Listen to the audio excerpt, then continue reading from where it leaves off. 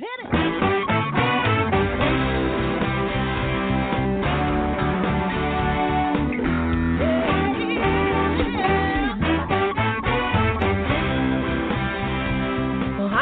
And welcome to Alzheimer Speaks Radio. I'm your host, Lori LeBay, and I'm so excited that you're joining us today. We are going to have a fascinating conversation as usual as we learn from people all around the world at all ages and stages of life. Stay tuned as we shift our dementia care from crisis to comfort. All right, here we go. What you think about, you will bring about.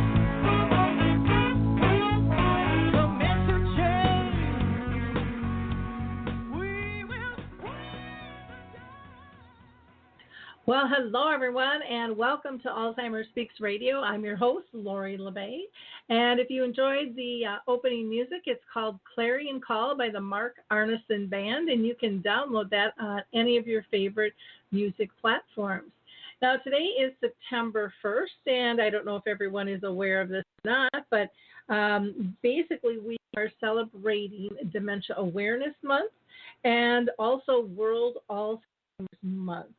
And so there's a lot of activity going on that we'll be talking about a little bit later. But first, I want to just shout out to those who are new to our show. Alzheimer Speaks Radio is about sound information, not just sound bites. Our goal is to raise everyone's voice, big and small. So that includes people diagnosed, those that care and serve them, advocates, researchers, and so much more. And today is a live show, so you can call in and participate in the conversation if you'd like. That number is 323-870-4602, 323-870-4602. And to our tribe out there, I just have to say thank you for your likes, your clicks, your shares. Spreading the word of the information that we're sharing here is really helping people significantly. Letting people know they're not alone, that a lot of people are going through and dealing with dementia, helps build a sense of community, a sense of collaboration and comfort, just knowing you're not alone anymore. And so we hope the information that you receive, not only on this episode, but every episode. We've been doing this for, over 10 years now, interviewing people all around the world. I truly believe it's going to help us win this battle against dementia. Now, I always like to give a couple of shout-outs, so I'm going to go ahead and, of course, shout out to the Memory Cafe Directory. People with dementia, their care partners can attend these. We've got about 900 of them total in the U.S., but right now I think there's only 40 or 50 of them that are virtual. And I know people are really missing these gatherings because you get to meet peers and talk and laugh and cry with people going through the process, and you can get some wonderful insights. So go to the Memory Cafe Directory, and you can find out more information about the virtual cafes that you can reach out to. In fact, I'm going to be working with artists living in Woodbury, and we are going to be starting a new memory cafe with artists called The Artist Way, and we'll be launching September 16th, and those will be from 1 to 2 p.m. on the third Wednesday of the month. And you can just reach out to me for further details regarding that. But we would love to hear from you. Artist Senior Living is just a fantastic memory care located throughout the nation there. I also want to give a shout out to our dementia chats that we do and dementia quick tips. Both are videos you can access through our YouTube channel. Dementia chats are a panel of people living with the disease, and I just facilitate a conversation on a topic. There are tons of them out there, and dementia quick tips are just things I wish people would have told me when I started on this journey with my own mom who lived with dementia for 30 years. So hopefully you'll find those helpful. Also, Coral Health has stepped up to kind of help meet the needs during this time of COVID, and they have a special offer for people. You can download two apps. One is called Music First, and the other is Coro Faith for free. Just go to corohealth.com. That's CORO Health. And again, you can download Music First and Coro Faith. Now, I want to tell you a little bit more about Dementia Awareness Month, which Dementia Alliance International, their organization is actually having their meeting of the Minds webinar, and that's going to be September 23rd and 24th, and depending on where you're located in the world time-wise. And it's going to be entitled Human Rights as a Practice Model in Residential Aged Care. And Daniela Greenwood is phenomenal. I met her when she came to the U.S. here, and she is just a doll with wonderful insight. So go to dai.org, and you can learn more about that free webinar. And then the organization called Alzheimer's Disease International, they are having a focus this month for World Alzheimer's Month called Let's Talk About Dementia, and that's an actual hashtag, and they put out a global report every year. And this year it is going to be released on Monday, September 21st, and you can register to receive that free.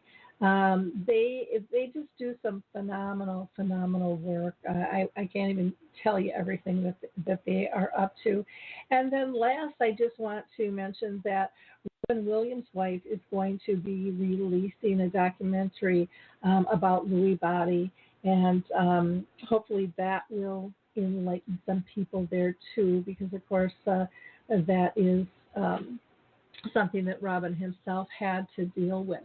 Now, I am going to check and see if our guest is here. He's a busy man, Dr. Sabbagh. So let me just see if he is online. Dr. Sabbagh, are you here? Hi, Lori. Yes, I'm here. Thank you. Oh, wonderful. Okay, well, then I'll go ahead and introduce you. I just wanted to check. Let me formally introduce you. Dr. Marwan Sabbagh is a board-certified geriatric neurologist, and he has dedicated his whole career to finding a cure for Alzheimer's disease.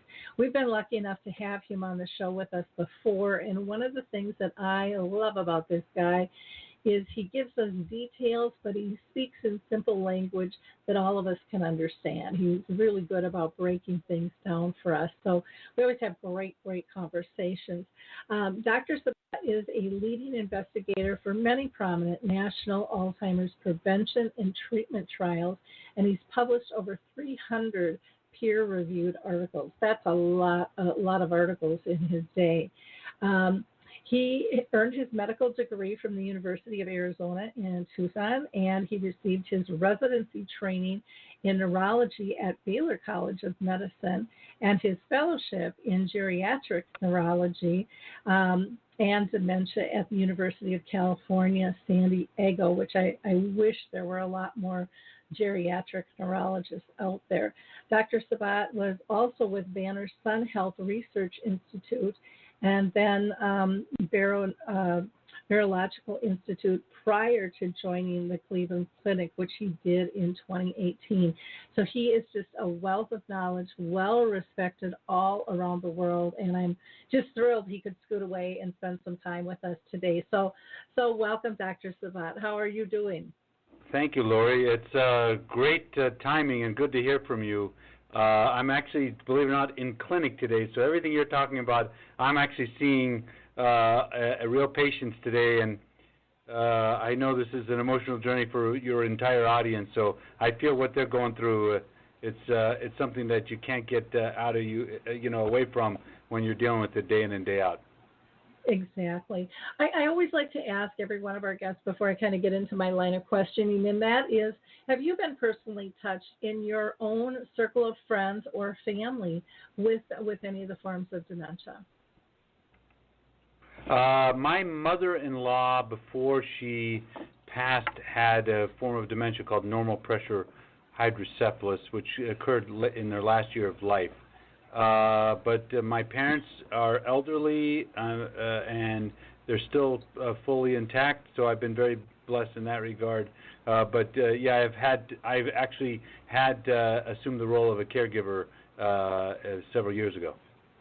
Okay. Well, thank you for sharing that on a personal note. Why don't we start out with having you explain the continuum of Alzheimer's disease and what are some of the first signs and symptoms? And also if you can, in defining that, because a lot of our general public refer to all types of dementia as Alzheimer's disease. And so if you can make sure if you're talking specifically Alzheimer's or if you're talking other dementias, just to kind of give them a feel. Yeah, so I'm glad that we're starting with that question. So understand that dementia is a state and disease, and Alzheimer's disease is a condition. So dementia is a category of disease, much like saying cancer. If you say cancer, you say what kind. If you say dementia, you say what kind. Alzheimer's is the most common type of dementia, but there are, as you already said in your introductory remark, there are many, many kinds of dementia. Lewy body dementia, Parkinson's, strokes, water on the brain, brain tumors, thyroid deficiencies, vitamin deficiencies, infections can all cause dementia. But Alzheimer's is still the number one cause, probably constituting up to 2/3 of all dementia. So dementia is the state, meaning severe impairment, severe enough to cause functional loss. But Alzheimer's is the condition. So Alzheimer's starts in 3 phases. Is the preclinical phase, meaning before you ever manifest symptoms of disease, of any cognitive changes, you're already starting to accumulate the pathology in your brain. And by the time you come in with symptoms like mild cognitive impairment, which is the prodrome of the dementia, you're a little forgetful but not lost the functional impairment. Beyond that is the dementia state. So the stages are pre-symptomatic, early symptomatic, which is the mild cognitive impairment, and then the full symptomatic, which is the dementia state. In dementia, of course, you have the mild, moderate, and severe state of dementia, mild being still retaining some activities of daily living but losing some of the independent activities of daily living. In the moderate, you're having the loss of activity of daily living and some of the emergence of the behavioral symptoms. And in the severe stage, you're losing the self and moving toward the end of life. It's hard to see this day in and day out. I have to tell you, Lori, I go home and kiss my wife and thank God for my life and say, you know, I'm glad I have what I have. But you don't know when you're going to have it, how long you're going to have it. So it is a challenge. You know, I like the way you broke that down because a lot of times people just hear early, middle, and late, and they don't know what the heck that means, you know. And so you not only said the stages, but you gave us some idea of what to expect, you know, in that middle stage of loss of kind of normal things that we can do, and maybe some behavior issues are going to arise with that. Yeah. And then, you know, the end is, you know, wrapping things up. And yet there's no set time frames for how long anybody stays in these. I know my mom broke all the rules with living 30 years with the disease. And, you know, people denied what was going on. In fact, her doctor used to say she had it was just her hormones for 10 years, you know. But back then, not too many people even talked about Alzheimer's disease or any types of dementia. And she was functional and she was social, but she was, you know, seeing those differences. So I think it's so important for our listeners to understand if you're feeling those differences, you know, get to the doctor. If you're not getting answers that you're comfortable with, get a second opinion and get to somebody who specifically deals with dementia. Because, go ahead. I want to add something. You know, people, I mean, in addition to having some thoughts and understanding and misunderstanding of words like dementia, they're also having some understanding and misunderstanding of words like mild and early. So to me, early means young onset, Late means old onset. Mild means mild symptoms, and severe means severe symptoms. But people use late and mild, early and mild and severe interchangeably, and I think we struggle trying to figure out what we all mean.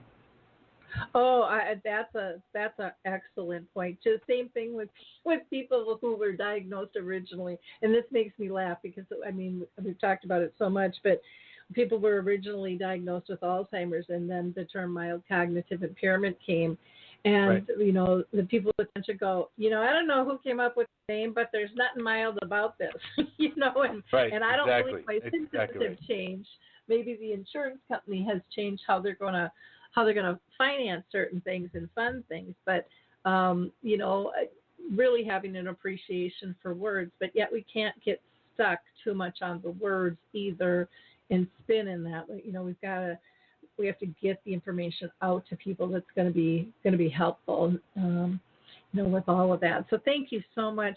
Now, you were recently at the virtual AAIC conference this year, and I want, first of all, to have you tell people what that is, because you spoke there about early diagnosis and why it's so important to diagnose mild cognitive impairment early. But first, tell us what AAIC is, because a lot of people don't know all the acronyms out there. So AAIC is Alzheimer's Association International Conference. Actually, it's been a global conference since 1990, excuse me. It is the World Alzheimer biggest conference in the world. Typically, they get 6,000 to 8,000 attendees, and this year they had 35,000 virtual attendees because, of course, we couldn't. You know, it was supposed to be held in Amsterdam, but the country closed it off, so we couldn't go there in person, and we ended up having a virtual conference. And then the Alzheimer's Association made a very forward-thinking decision to make it not only a global virtual conference, but a free to all. And that was a huge change, and a great change, if you actually ask. Wonderful. So you spoke about early diagnosis there. Why don't you tell us why you feel that is so important? Yeah. It's a very momentous time in our field, Lori, as you are one of the largest voices and advocates in our space. I'm so thrilled to be on your show. You know, we I believe, are at a transformative moment. I think a lot of your audience is dealing with this condition. They're worried, they're scared, they're like, there's nothing going on, there's nothing going to change. But in truth, we know that we are poised to see a transformative moment in the field where we can take Alzheimer's disease from a terminal disease, as you and I and many of your audience know it, to a chronic disease, much like we did with cancer, HIV, and diabetes. And, you know, now people live years, decades with these conditions and are able to live a quality of life. We are beginning that, I think we're in the beginning of that process.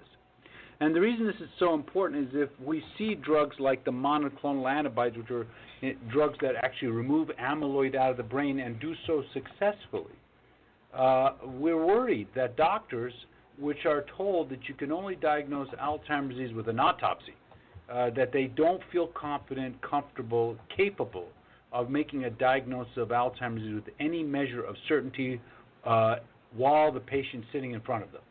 You know, we're using the approach of what's called the diagnosis of exclusion, meaning that you ruled out other things, and by extension, therefore, it must be Alzheimer's, which turns out to be a grossly inaccurate approach, only right 2 out of 3 times, but wrong 1 out of 3 times. And so, if we're so grossly inaccurate, means that doctors aren't comfortable, they're not confident in making a diagnosis. Let me give you an analogy. Let's say you went to the doctor with a cough and they did a chest x-ray on that, and they said, well, you have a spot on your lung. It could be cancer, but we're just going to wait and see what happens, and we'll get back to you. Okay? Mm-hmm. What would you'd be terrified. You'd be like, oh my gosh, what if it is cancer? That's the exact same thing that's happening in Alzheimer's. People are like, well, your memory loss could be Alzheimer's, but we don't know, so we're going to wait and see what happens. That's what happens every day in Alzheimer's.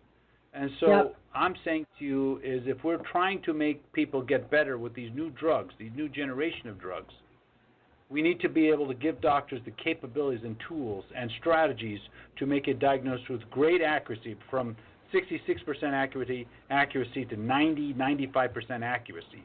And that's why not only is it transformative in the way we are going to treat Alzheimer's, we have to be transformative in the way we diagnose Alzheimer's.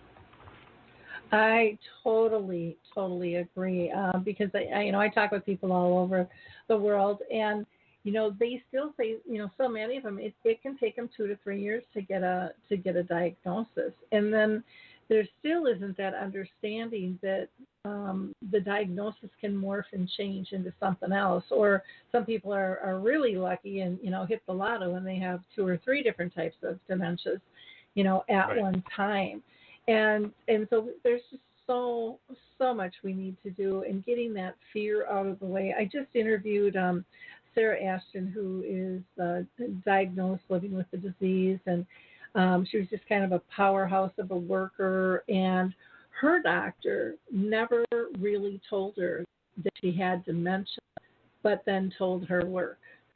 And I mean, there's all these weird things that happen with this discomfort, and people not knowing, especially I think with clinicians and stuff, they feel a loss of hope because they're not necessarily connected to community support and different products and tools that can help with daily living as well.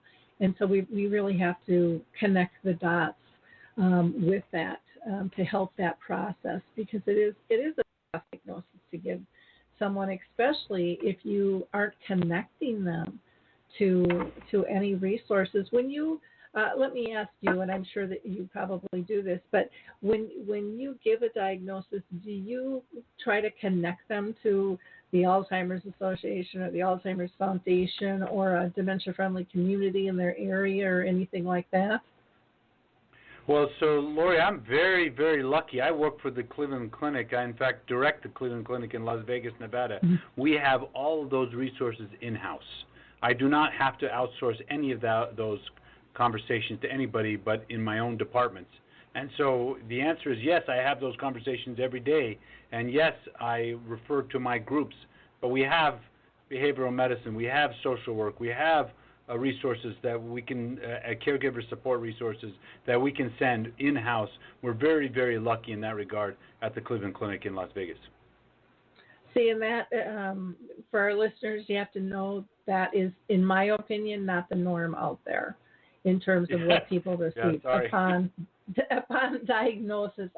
I'm in Minnesota, and we have Health Partners that has a wonderful neurological clinic, and they've set up the team too, and they try to coordinate all the appointments to like half days instead of having to go in so many times, where you can meet with different members of the team and things, and that makes such a difference. People just talk about, oh my God, what a relief! It's not always hanging over their head what they have to do, and if there's a question, it can get answered, amongst the team members while they're there, instead of trying to, do those communications later on. And so that's critical. And so congratulations to you in the Cleveland Clinic. I hope more clinics start to mirror what you're doing, because it really does make a huge difference in how they feel supported. How do you feel about the potential of new treatment options on the horizon? We've heard about a lot of failures lately, and what should patients and their family know about some of the advances? Because I know for a while there, people were just giving up hope, going, gosh, nothing seems to be, moving forward here. So, I mean, the thing that the field is buzzing about is clearly the emergence of this new drug by Biogen, what's called a monoclonal antibody, aducanumab, and I hope we'll spend a few minutes talking about it. But beyond that, that is a drug, infused drug, IV infusion, to remove amyloid out of the brain, which it does very well and very consistently. We are also seeing, of course, other drugs doing the same thing, BAN2401 and gantenerumab. So I'm trying to say to you that the idea that we can remove amyloid out of the brain has been shown to be consistent, and all three of those drugs are either near approval or very fully in the phase 3, meaning last round of clinical trials before they seek approval. So that's, I think, very exciting. But the other major trends we are seeing are new mechanisms of action moving forward, drugs like the Athera NDX-1017, drugs like the Cortexam Core388 drug, moving forward, like the Alzion LZ801 drug moving forward. And then the last thing that's very exciting is a new trend called segmentation, where you're starting to break the disease and not in trying to swing for the fences and try to treat all things with one drug, but break it into constituent parts. And we're seeing that done as well. So most people may not be aware, while we are discussing the biogens of the world, you know, there's now a drug approved this year in 2020 to treat the sleep-related impairment. This is Belsomra, to treat the sleep-related impairment in Alzheimer's disease. The drug pimavanserin or Nuplazid will be approved to treat psychosis in Alzheimer's this year. And so my point is there's a lot of new things emerging, and it's a very exciting time. Wonderful. So two things I have to ask you about is, one, a lot of people who might be new to this might not even understand, well, what the heck changes in sleep? That there's an impairment with that. So yeah. if you can let them know that, that would be helpful. Yeah.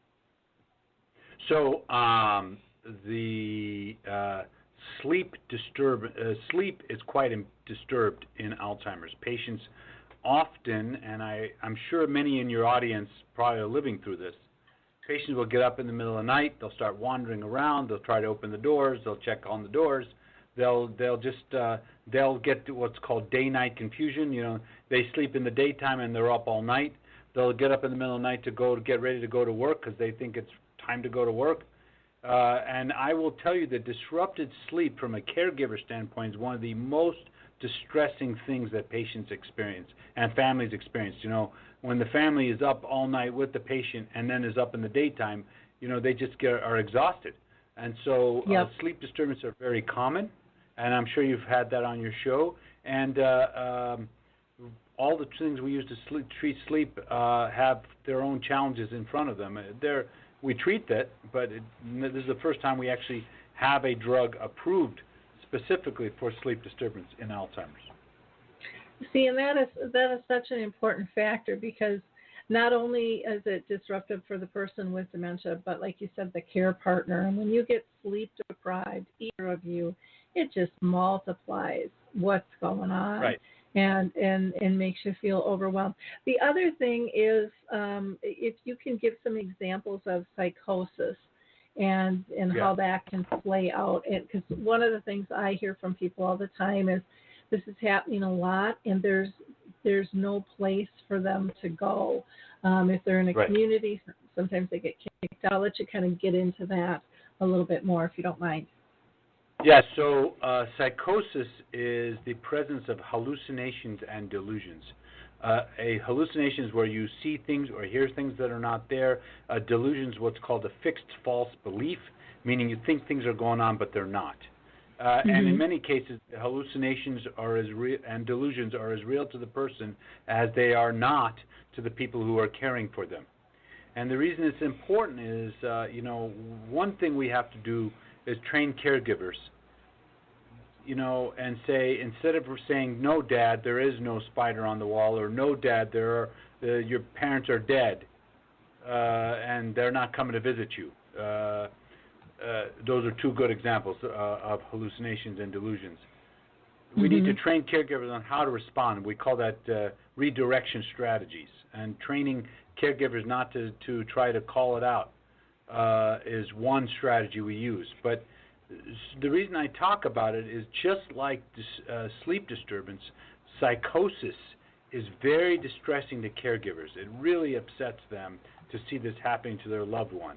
And so there is now a drug, Nuplazid, pimavanserin, which has already gotten conditional approval from the FDA, or is I think they got approval, or they're about to get approval from the FDA to treat psychosis related to dementia. Okay. Now, one of the questions I have, because I hear this from people all the time, is, well, my doctor said that medicine doesn't work well or will actually make things worse when they're trying to deal with some of these psychosis situations. And has that been looked at? Because I know some like antipsychotic medicines and stuff can kind of elevate the situation instead of reducing it, just because Absolutely. of the twists and turns. So, definitely antipsychotic medications actually have warnings about using them. The Risperidals and Seroquels and Abilifys and the other drugs like the Zyprexas of the world all have a warning saying don't use them in this manner. Nuplazid apparently works in a completely different way, or pimavanserin works in a completely different way and is not a antipsychotic in its traditional sense. And they just got released their data from a study called the Harmony study, suggesting it had not only an effect, it had a very robust effect. So I don't know if others antipsychotics we looked at, but this is certainly one that is now looking like it'll be approved by the FDA. Wonderful. That's going to be such a huge relief, because people who are dealing with this, these episodes, I get so frustrated, and some get, physically scared for their lives who are caring for them, and others, are worried they're going to harm somebody when this stuff happens and stuff. And so it weighs heavy on everybody. And I know here, like in Minnesota, it's recommended that they go to maybe a geriatric psych unit, but there's so few numbers of beds available compared to the need. And that seems to be, from what I hear from people all around the U.S., kind of a situation there in terms of trying to evaluate and get a handle on this. Do you see that as being an issue, a lack of geri-psych beds, or do you think that with this new drug maybe that wouldn't be necessary? Yeah, it's a yes, and yes. So geri-psych beds are short supplied. I remember when I was in practice in Sun City, Arizona, and I had a patient with severe psychosis and agitation, right? And I'd send it to the geri-psych hospital down the street in Sun City West, Arizona. And the patient, I'm not kidding you, I'm telling you as it really happened, would sit in the emergency room 3 days waiting for a bed to go open up. So the number of beds were so few and the access was so little that it was impossible to get a patient in who needed it, and it caused tremendous challenges. So the number of doctors and number of beds is few. Oftentimes behavioral health is not reimbursed as medical, and therefore a lot of physicians don't want to take it on, geropsychiatrists and psychiatrists in addition, because they're like, well, I can do a medical condition and get paid more for than non-medical conditions or behavioral health conditions, and that's a problem, clearly. And then the third thing, of course, is that we have these drugs that we're using that are not approved, that have these warnings, and they're, imply risk, and they're very worrisome. They're very worrisome. So, yeah, every way you put it, Lori, is a challenge. Yeah, and especially in this time of COVID, people are struggling even more so, and then to have that lack of ability to assess and, in some cases get some respite while things are getting kind of leveled off, is just horrible for people. Now, I want to talk about this new drug by Biogen, the aducanumab, is it? Yes. And exactly how it works and what makes it truly different from the other things, if you can really bring us maybe up to date on that investigational side of the treatment.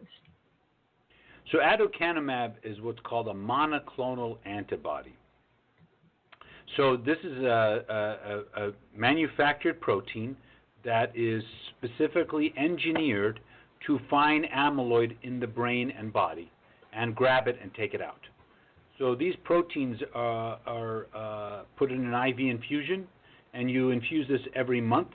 And in the case of the studies, of course, it's for 18 months. Mm-hmm. And the reason it's important is that we know that 18 months in, it did remove amyloid very, very successfully. And one of the studies, the EMERGE study, clearly showed that it slowed the rate of decline down significantly.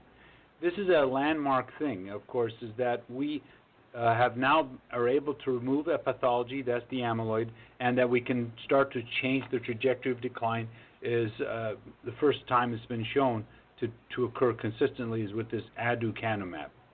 Mm-hmm. I think people were very excited about this and are still excited. That's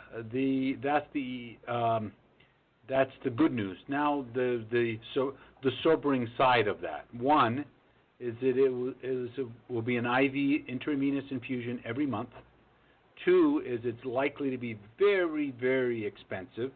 And three is it will probably involve a bit of surveillance and monitoring with regular MRI scans and other safety procedures around it. So I'm saying to you that it is a great, important landmark study, but it is probably a first step. I think I'm not sure that'll be the final solution, but it is an important step.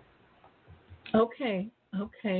Well, kudos to Biogen for working on that. Because, boy, we need kind of a Hail Mary and something to pull through. We do need a Hail Mary. We agree. And this is just such a hopeful conversation. So again, I just thank you so much for taking the time, because I think everyone's been preoccupied with so many things going on in the world, and I think they've kind of given up hope on this and just trying to plug through everything else that's going on. If there's a treatment that can potentially change the course of Alzheimer's disease when it would become available, how is that going to impact not only the people diagnosed, but their families in your clinic and in other clinics at large? Well, I think that we're going to see multiple things, and we haven't really talked about this on your show yet. I think we're in a time where we're going to see Alzheimer's diagnosed much easier than people think. As you saw in the AAIC a month ago, there might be a blood test approved to diagnose Alzheimer's disease within 6 months, or 6 months or a year. Imagine a blood test would be like a PSA for a man or a hemoglobin A1C for a diabetic. These would be screening tools. If your blood test is abnormal, you go on to get more tests. But if your blood test is normal, that would exclude the pathology. My point is that we're about to make Alzheimer's much less complicated and reduce the uncertainty of the diagnosis. Yeah. Would that be fantastic? Well, and with that then comes, of course, there's always going to be that fear initially. But, I mean, you look at even when people get diagnosed with, if it's breast cancer or prostate cancer, there's a support system. There's some hope in terms of how do we deal with this. It doesn't mean it's the end, where I still have people all the time saying, my doctor gave me a prescription with my diagnosis and just told me to get my affairs in order, and that was it. And not that people shouldn't do that. They should do that when they're 18 years old, as far as I'm concerned, and stop removing some of that fear, but that there still is life to be lived. And I hear that time and time again, Lori, and it horrifies me. It horrifies me when I hear that. And I know it probably horrifies you too. I tell people, I tell them the truth. If this is Alzheimer's, I say this is Alzheimer's, and I tell them what to expect, and I tell them how we're going to approach it, and I give them hope. And what I say is, our scenario is that we're going to try to slow it down, retain whatever quality of life you have, tell them that it is not a death sentence, and really trying to give them ways to move forward in a positive and constructive way rather than just saying, go get your affair in order. Yeah. Yeah, it's a spooky and it's a horrifying way to walk out of the doctor's office, and I think it's so important too for people to be connected to some support groups there. And I know, for me, when my mom was diagnosed officially, then I didn't even feel like I had time for that. But I do a lot with the memory cafes and things, and those are just so marvelous in connecting people when they're a lot of times family and peers, as you know, they just pull back or they walk away, and then people are left alone, and it just intensifies everything. And so being able to move them in to see others have walked this path, this isn't this doesn't have to be a death sentence. I mean, we're all on earth and we're all going to die. That's it, and none of us know when. And there are a lot, I don't know, I'm seeing a lot more people, I believe, living a lot longer with this disease. Are you seeing that? I am.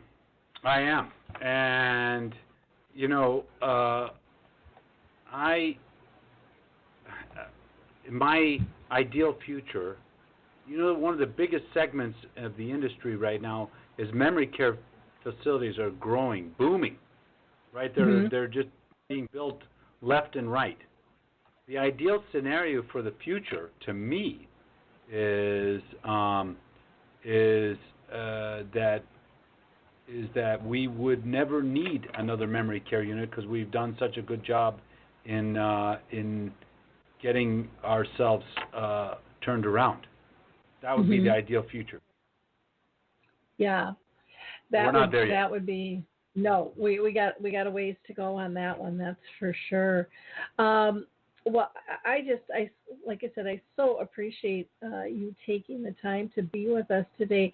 Is there anything else that you would like to say? I want to be respectful because I know you're in clinic and scooted out for us and things, and I sure as heck don't want to take time from your patients who are waiting for you there. But I want to make sure that I honor you and give you the time you need to speak about whatever you want, because I adore you. I think you just do a fantastic job of speaking at a level that we can all understand.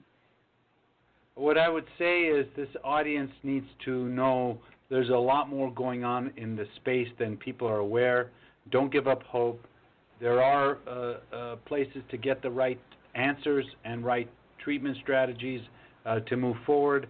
And so I just say, if you're not feeling like you're getting the right diagnosis or answers, please look us up at the Cleveland Clinic, and I hope I'll be on your show again in the future. Wonderful. And I have to just mention, and I can't think of the name of the book that you wrote with Jamie, but you want to give the book a plug? That was a great book. Yes, sure. The name of the book is Fighting for My Life, How to Thrive in the Shadow of Alzheimer's Disease, co-written with Jamie Tyrone. Jamie is a woman whose statistical risk of developing Alzheimer's disease is 91%. She found out by accident. Dr. Google can always have some challenges to it. And Jamie, her half of the book is how it affected her. My half of the book is what are the consequences of getting genetic testing? Is that a good idea? Yeah. So the book is doing well. And sorry. Oh, cool. I was just going to say, and for, those of you who are thinking of genetic testing, I mean, you can go through a clinic and get counseling, or a lot of people are doing, these mail-in ones with no counseling. And I think there can be significant effects because people will think, I'm just getting set up to know my ancestry. Well, there's other things that you're going to get. And that's kind of how Jamie found out, was by doing one of these kind of mail-in things. And that can be pretty devastating when you're not prepared for that. And all you're seeing is doom and gloom out there. So What is your thought about people taking these types of tests without counseling? So that's very controversial, Lori. Some people would say that you need genetic counseling, and that's been kind of the position on things in life. However, a couple of years ago, FDA allowed 23andMe to disclose the APOE genotype through you spit in a tube, send it to Boston, and you can get your APOE genotype without any genetic counseling. So I think that line has become very blurred. And so I think that's where we're at. Yeah, and I think people don't think of those types of things. You're like, oh, this will be neat, if they're into their genealogy and things like that. But they don't realize what all could be in there.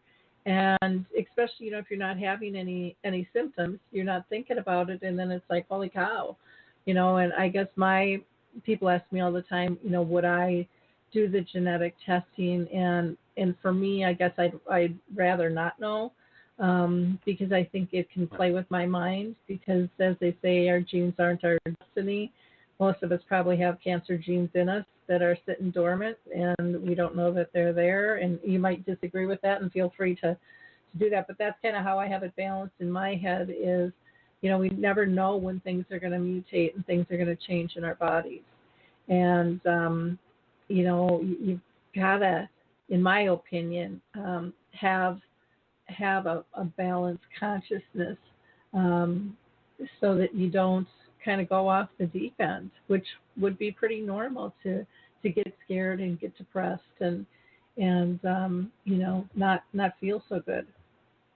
And that brings up the larger conversation, is that everybody's response will be different. I, of course, think my approach is that knowledge is power.